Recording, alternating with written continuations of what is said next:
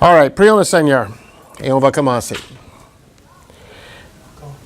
Seigneur, merci pour cette journée, merci pour tous les gens réunis. Seigneur, quand je pense à ça, que ton Église se réunit depuis plus que 2000 ans, très semblable à ce que nous faisons aujourd'hui, et que tu es présent parmi nous, Seigneur, comme tu as promis. Nous désirons en ce moment ouvrir ta parole et comprendre ce que tu nous dis pour nous aujourd'hui. Et nous comprendre, Seigneur, ce que tu disais par ton serviteur Paul à l'Église de Thessalonique, pour que nous aussi, Seigneur, nous puissions transposer ça de nos jours et que nous puissions vivre la réalité de Dieu comme eux, ils l'ont vécu, mais aussi que nous puissions t'adorer comme eux, ils l'ont fait aussi. Donc, Seigneur, ouvre nos cœurs, ouvre nos intelligences, parle-nous, au nom de Jésus. Amen. La dernière fois que nous étions ensemble, nous avons parlé du vrai succès d'une Église. Qu'est-ce que c'est une Église qui a du succès? Et on a dit qu'une Église qui a du succès, c'est une Église qui fait 3 choses. Quelles sont ces 3 choses? Ça commence tous avec des F. On forme, c'est numéro 2, on fait les disciples, on forme les disciples et on fait multiplier les disciples. Donc on fait, on forme et on fait multiplier. Dans 1 Thessaloniciens et le chapitre 2 et le verset 13. Regardez ce verset encore. C'est un verset extrêmement important. Extrêmement important, non seulement pour ce qui est arrivé chez les Thessaloniciens, mais aussi pour nos vies aujourd'hui. 1 Thessaloniciens, chapitre 2 et le verset 13. C'est le fondement. C'est le fondement de ce qu'on appelle les disciples. Si on dit la responsabilité de l'Église, c'est de faire, de former et de faire fructifier ou de faire multiplier les disciples, qu'est-ce que c'est le fondement d'être un disciple? C'est quoi?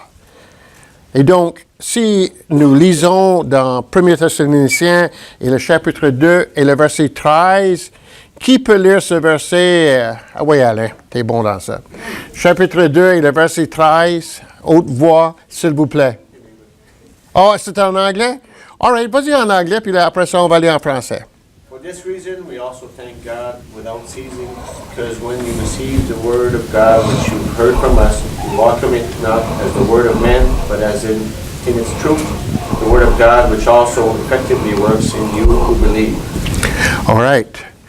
Et en français, vas-y Eric. C'est pourquoi nous rendons continuellement grâce à Dieu, de ce qu'en recevant la parole de Dieu, que nous avons fait entendre, vous l'avez reçue, non comme la parole des hommes, mais ainsi qu'elle l'est véritablement, comme la parole de Dieu, qui agit en vous qui croyez. All right. Donc, il y a des verbes qui sont mentionnés dans ce verset qui parlent de comment les disciples ont posé ce fondement d'être disciples dans leur vie. Quels sont les verbes? Je vous les ai fait remarquer la dernière fois. Quels sont les verbes? Avant recevoir. Donc, ils ont reçu la parole de Dieu. Oui, ils ont reconnu, mais la reconnaissance, Paul est en train de rendre grâce que ce qu'il va dire est une vérité dans la vie des Thessaloniciens. Et donc, pour nous, pour ceux qui œuvrent dans l'Église, pour ceux qui sont les chrétiens, nous devons rendre grâce quand nous voyons les mêmes choses qui sont mentionnées ici dans le verset 13. Quelles sont les choses? Premièrement, la parole a été quoi? La parole a été annoncée. Donc, Paul rend grâce, premièrement, parce que la parole a été annoncée. Très important. Deuxième chose, après que la parole a été annoncée, qu'est-ce qui est arrivé? Ils l'ont Ils ont entendu, c'est vrai, ils ont entendu, mais ils ont reçu dans certaines Bibles, et comme en anglais, il dit welcomed, et là, received. L'idée, c'est que c'est une différence entre, et les mots grecs qui sont utilisés ici, c'est la différence entre accepter et recevoir.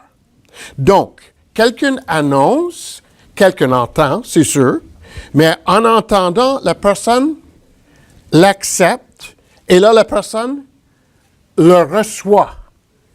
Et la dernière phrase qui est utilisée dans le verset 13, c'est quoi? La dernière phrase, c'est... en fait, c'est toute une phrase. Allez-y. C'est pourquoi nous rendons continuellement grâce Ah, à ok. Dieu. De ce qu'en recevant la parole de Dieu, que nous avons fait entendre, vous l'avez reçue non comme la parole des hommes, mais ici qu'elle est véritablement comme la parole de Dieu qui agit en vous qui croyez. Qu'est-ce que les gens font? Le dernier mot qui est utilisé là. Croire. Donc, on l'entend, on l'accepte, on le reçoit et on croit. Puis quand nous faisons ces 4 choses, qu'est-ce qui arrive? La parole de Dieu fait quelque chose en nous. C'est quoi? C'est quoi? Quel est le mot qui est utilisé? Elle agit, elle opère. Il y a une production, il y a quelque chose qui arrive. Très important ici. J'étais dans une réunion, un repas du Seigneur, mercredi passé. Non, excuse-moi, jeudi passé. Et il y a 2 personnes qui viennent à ce repas le jeudi, de nouvelles personnes, mais qui viennent maintenant depuis peut-être 2 mois. Et ils sont très intéressés à la Bible, ils sont très intéressés aux études, ils sont très intéressés à se réunir avec les chrétiens, et ils sont très intéressés aussi à suivre Dieu. Puis, j'ai demandé à ces personnes, mais j'ai dit, qu'est-ce que Dieu fait dans vos vies et comment est-ce que vous êtes? Alors, ils disent, nous voulons servir Dieu, nous aimons être ensemble avec les personnes qui sont ici. Nous aimons tout ça, l'idée de la spiritualité et de vivre comme chrétiens, nous aimons ça. Mais moi, je leur ai demandé, avez-vous reçu le message de Dieu? Et ils ont dit, mais qu'est-ce que tu veux dire, Leslie? Mais j'ai dit, quel est le message que nous vous annonçons? Quel est le message que nous vous annonçons? Puis là, ils ont dit, je ne sais pas, on apprend des choses dans la Bible. Oui. Ben, je ne sais pas, aimer Dieu, aimer notre prochain. Oui. Mais quel est le message le message de base que nous vous annonçons? Et là, quelqu'un dans la salle a dit, Jésus-Christ est mort, il a été enseveli et il est ressuscité. Ils ont dit, oh, on croit ça? J'ai dit, ah oui. Donc, vous avez entendu ça? Oui. Avez-vous accepté ça comme vraiment le message de Dieu? Ben, qu'est-ce que tu veux dire? Mais est-ce que c'est le message de Dieu? Pas un des messages de Dieu, mais le message de Dieu. Ben, on entend parler souvent ici, j'ai dit oui, c'est ça. L'avez-vous reçu? Mais qu'est-ce que vous voulez dire? L'avez-vous reçu pour vous-même?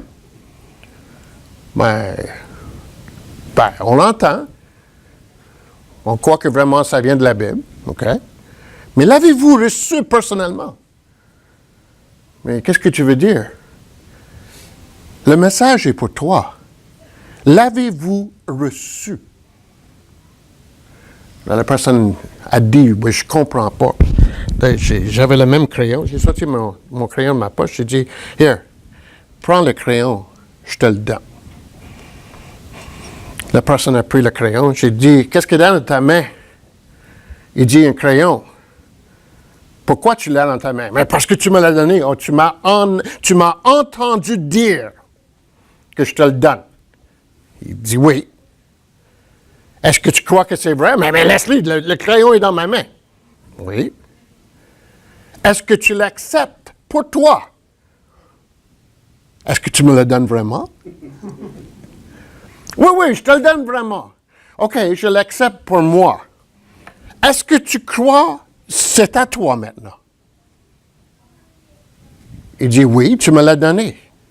Donc, si je te demande, as-tu le crayon? Qu'est-ce que tu répondras?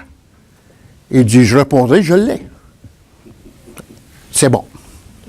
Est-ce que tu crois que tu l'as? Ben oui. Je dis, je vais te donner une bonne nouvelle. Je vais t'annoncer quelque chose. Jésus-Christ est mort, il a été enseveli et il est ressuscité. Tu m'entends-tu? Oui. Est-ce que tu acceptes ça? Mais qu'est-ce que tu veux dire par accepter ça? Est-ce que tu acceptes que c'est vrai? Est-ce que c'est vraiment le message de Dieu? Oui, je l'accepte. Est-ce que tu le reçois pour toi? Mais qu'est-ce que tu veux dire? Est-ce que tu le saisis? Est-ce que tu le prends pour toi? La personne a dit,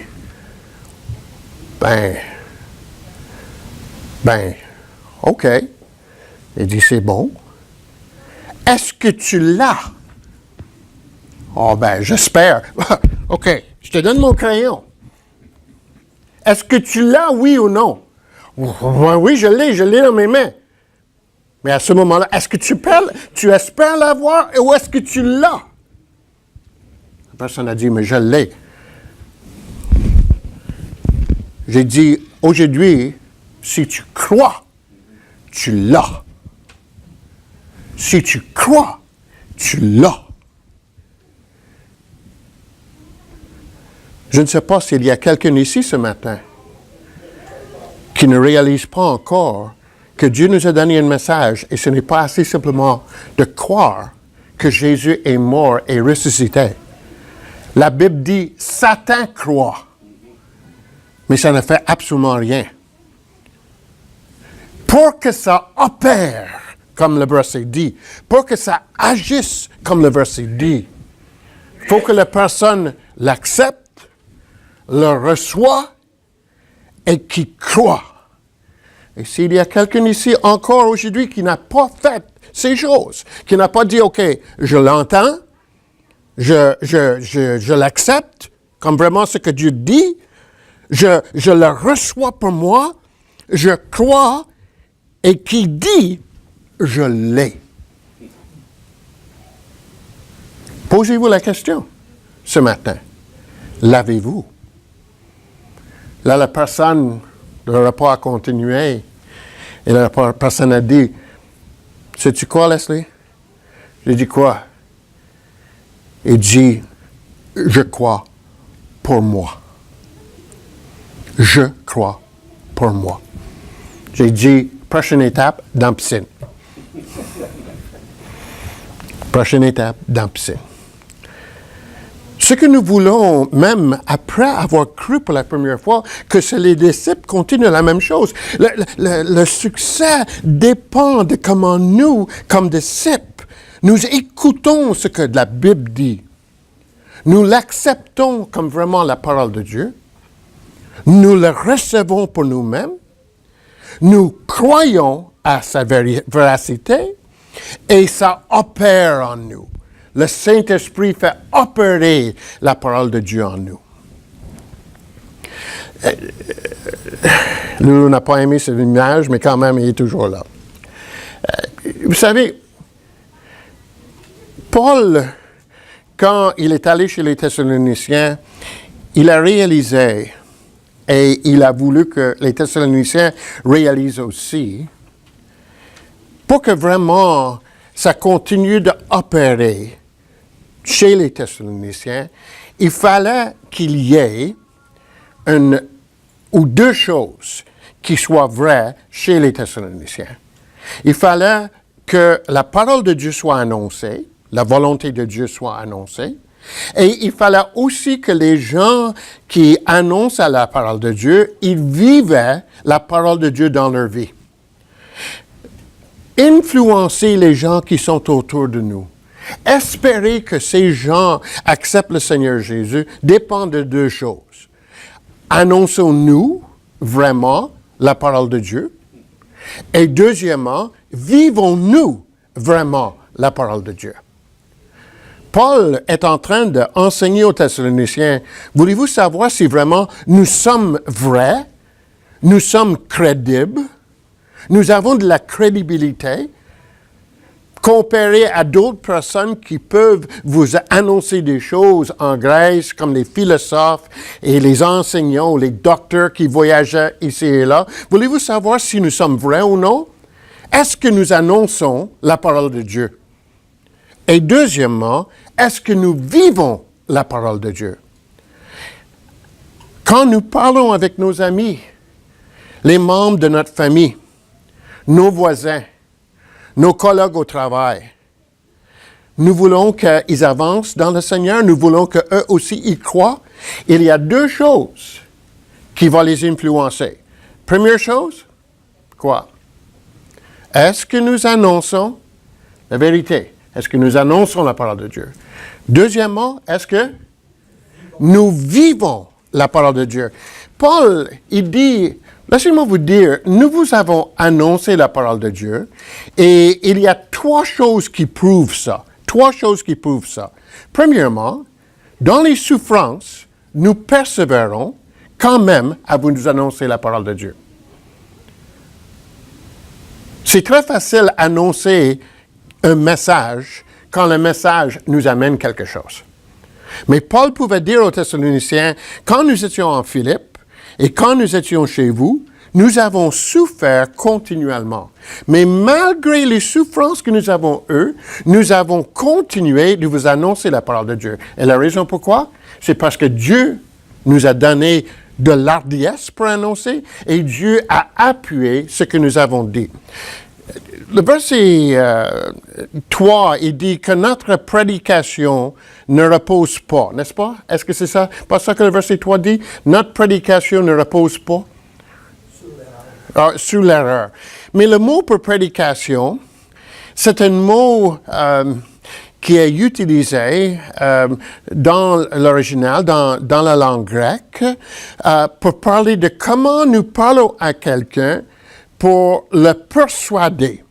Parce qu'en réalité, quand nous parlons avec les gens, nous voulons les persuader que ce que nous disons est vrai. Mais qu'est-ce qui fait que les gens sont persuadés? Numéro un, c'est que moi, j'annonce, même si ça me coûte d'annoncer.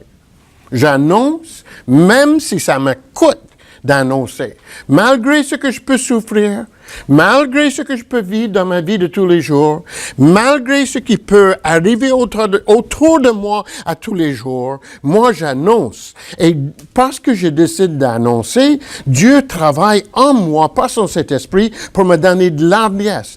Jésus a dit, n'inquiétez-vous pas de ce que vous allez dire quand vous serez amené devant qui que ce soit pour parler de moi. Parce qu'à ce moment-là, qu'est-ce qu'il fera? Il donnerait les paroles nécessaires pour parler aux gens qui sont contraires à ce que moi je peux dire. Et donc, il faut avoir confiance que quand je parle, Dieu est en train de travailler en arrière de moi pour parler aux gens qui sont là. Dieu fait ça. Les gens nous regardent et comme je vous dis, très facile d'annoncer la parole de Dieu quand tout va bien. Un peu plus difficile d'annoncer la parole de Dieu ou d'annoncer l'évangile de Dieu quand les choses vont mal. Les gens nous regardent. Et des fois, moi, comme je vous dis, au monde aujourd'hui, il y a de ceux qui annoncent ce qu'on appelle un évangile de prospérité. Croyez, et si vous croyez, vous allez devenir riche. Toutes vos factures vont être payées. Vous allez tous avoir des Porsche. Vous allez tous avoir les grosses maisons. Vous allez avoir tout ce que votre cœur désire parce que c'est ça que Dieu désire. Et nous regardons ces personnes qui annoncent de telles choses, qui ont des millions de dollars, qui ont toutes sortes de possessions, et nous disons, oh, mais... Et là, nous sommes, disons, enthousiastes, que nous sommes inclinés de croire, pas à cause de ce que Dieu dit, mais à cause de ce que moi, je veux avoir. Et Paul n'était pas comme ça. La façon que Paul a vécu, c'était une façon très difficile, mais quand même, il a annoncé la parole de Dieu. Deuxième chose que nous voyons chez Paul, il dit, notre évangile ne repose pas sur, vas-y Roger, sur l'erreur. Quoi d'autre? ni sur les motifs impurs, ni sur la fraude. OK, ni sur la fraude. Là, il parle de ce que les apôtres désiraient des Thessaloniciens. Autrement dit, il est en train de dire, quand nous vous avons annoncé la parole de Dieu, on n'avait pas d'autre agenda que l'agenda de Dieu et de votre bien. Très important, ça. Des fois, nous voulons que les autres croient et qu'ils adhèrent à l'Évangile parce que nous voulons que Dieu rende notre vie plus facile. Surtout si les personnes qui ne croient pas sont contre nous, nous voulons parler à ces gens-là pour qu'ils croient parce que nous voulons que notre vie soit meilleure. Paul dit que ce n'est pas la chose à faire. Il dit, nous, quand nous vous avons parlé pas pour vous décevoir, pas pour vous prendre en piège, pas pour vous utiliser pour les moyens immoraux. Nous vous avons parlé comme les personnes qui ont été approuvées par Dieu et qui sont déjà approuvées par Dieu pendant que nous annonçons l'Évangile. Donc, aucun agenda en annonçant l'Évangile que de dire ce que Dieu veut. Aucun agenda. Mais non seulement aucun agenda, il n'avait aucun mauvais motif à annoncer l'Évangile. Prochain verset, Roger.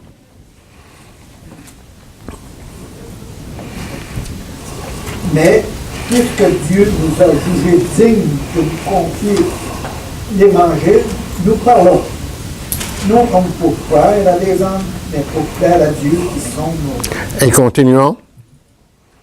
Jamais, en effet, nous n'avons usé de paroles flatteuses, comme vous le savez. Jamais nous avons eu la cupidité comme modèle. Dieu en est témoin. C'est ça. Ce que Paul est en train de dire, c'est que notre objectif, notre agenda pour vous annoncer l'Évangile est sincère.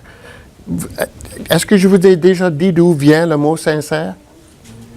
Le mot sincère, dans l'original, veut dire sans cire. Sans cire. Parce qu'au premier siècle, disons qu'on allait au marché pour acheter une vase qu'on était pour utiliser. Les vases étaient normalement faits avec quoi? Qu'est-ce que vous pensez? L'argile.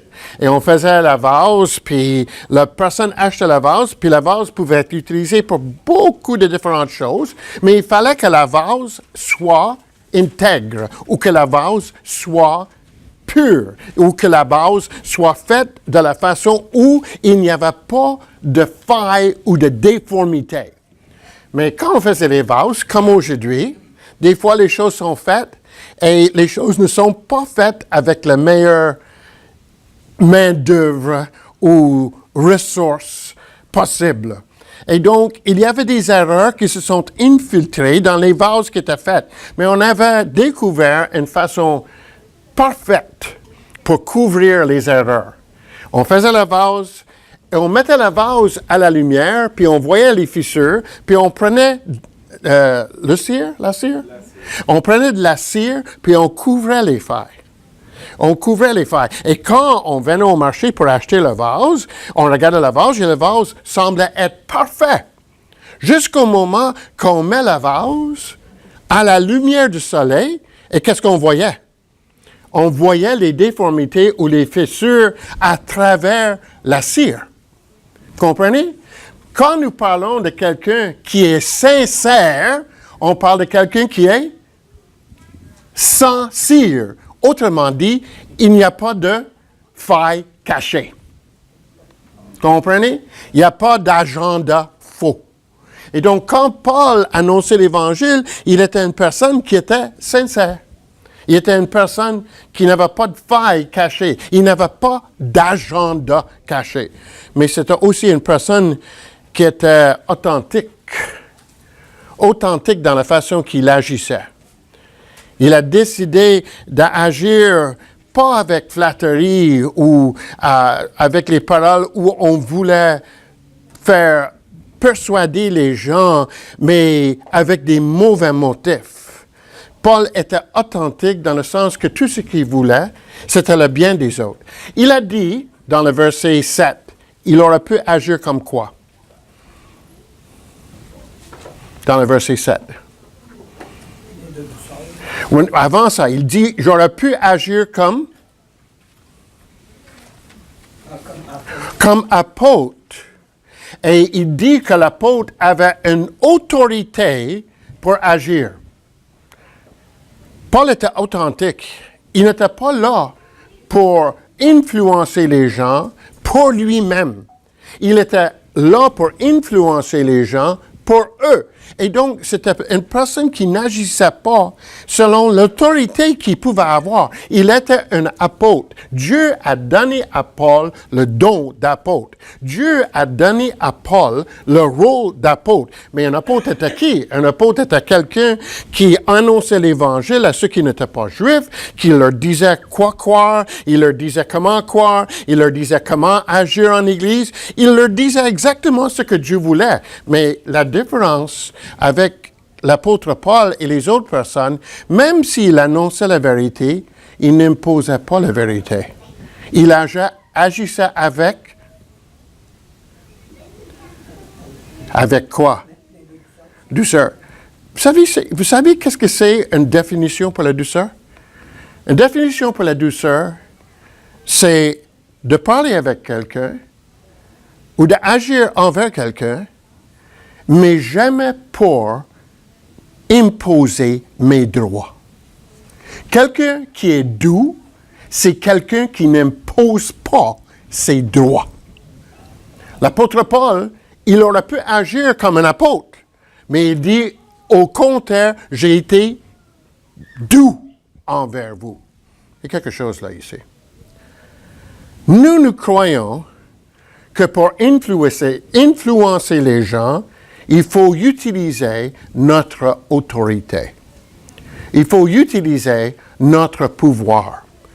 Des fois même, nous disons, on peut utiliser notre position. Nous croyons que selon le Nouveau Testament, les leaders dans une église étaient des anciens. Et donc, les anciens étaient des personnes qui montraient aux gens comment agir et qui disaient aux gens comment il fallait agir, puis s'ils n'agissaient pas comme les anciens voulaient, mais il y avait des conséquences. Moi, j'aimerais vous dire que l'ancien avait un devoir. Savez-vous qu'est-ce que c'était? Il avait le devoir de ne pas revendiquer ses droits, de ne pas imposer ses droits, mais d'être un serviteur. L'apôtre Paul, quand il a parlé aux gens, quand il voulait persuader les gens de la vérité, il annonçait la vérité malgré le coup. Il n'avait pas d'autre agenda que de plaire à Dieu. Puis dans sa conduite, au lieu d'imposer son autorité, il a été doux. Il n'a pas voulu imposer son autorité. Il a agi en douceur pour que Dieu puisse travailler dans les cœurs des personnes pour que les personnes croient. La marque d'un vrai leader, c'est le service. Non seulement est-ce que Paul le dit, mais aussi le Seigneur Jésus le dit. Le service et la douceur, même si nous avons plus d'intelligence, même si nous avons plus d'expérience, même si nous avons les rôles encore plus importants, quoi que ce soit, changer les autres n'est pas une question d'obliger, c'est une question d'agir avec douceur et de permettre à Dieu de travailler dans les cœurs. Et c'est comme ça qu'on va changer le monde. C'est comme ça qu'on va changer les personnes autour de nous. Il faut s'attendre que quand nous annonçons la vérité, Dieu va agir avec la vérité. Il faut s'entendre quand nous n'avons pas notre propre agenda, mais nous avons l'agenda de Dieu, Dieu va agir. Et il faut s'attendre aussi pour que les gens soient changés. Ce n'est pas une question de force, c'est une question de douceur et de service. Prions le Seigneur. Père Céleste, nous te remercions pour ta parole. Nous te remercions pour la façon que Paul et Silas et Timothée ont agi envers les Thessaloniciens. Nous te remercions pour le témoignage et l'Église de Thessalonique. Nous te remercions, Seigneur, pour le modèle qu'il nous donne pour comment agir avec les gens qui sont autour de nous. Père Céleste, nous voulons que chaque personne ici entende acceptent, reçoivent et qui croient à ce que tu dis. Nous voulons, Seigneur, que ta parole agisse au milieu de nous. Fais que nous connaissions ta parole, que nous l'annoncions. Fais que nous recherchions, Seigneur, ton agenda et que nous le vivions. Et Père Céleste, donne-nous cet esprit de Jésus, cet esprit de serviteur et de douceur, pour que les gens croient, Seigneur, pas à cause de la force, mais à cause du travail de ton esprit qui œuvre en eux. Nous pensons à tous et chacun ici ce matin, et s'il y a quelqu'un encore qui n'a pas encore reçu, qui n'a pas encore cru pour lui-même de ce que tu dis dans ta parole, que tu ouvres les cœurs, Seigneur, pour que les personnes le fassent. Nous te demandons au nom de Jésus. Amen. Merci beaucoup.